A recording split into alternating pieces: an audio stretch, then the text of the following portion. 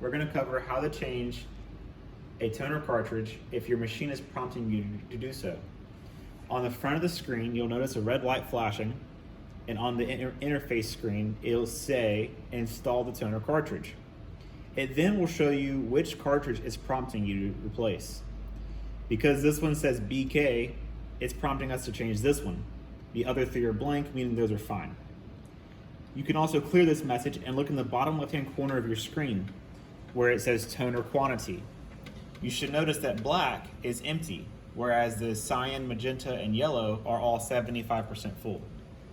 So to change the black toner cartridge, we're going to open the front door,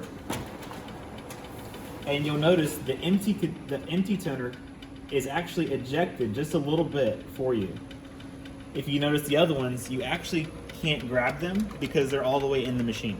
So those are fine, we're gonna leave those alone. We're gonna simply pull out the one that's empty by just pulling it straight out of the machine. Now we're gonna get our brand new toner, and we're gonna take our toner and we're gonna give it a few shakes from side to side. That'll just loosen all the toner up in the cartridge.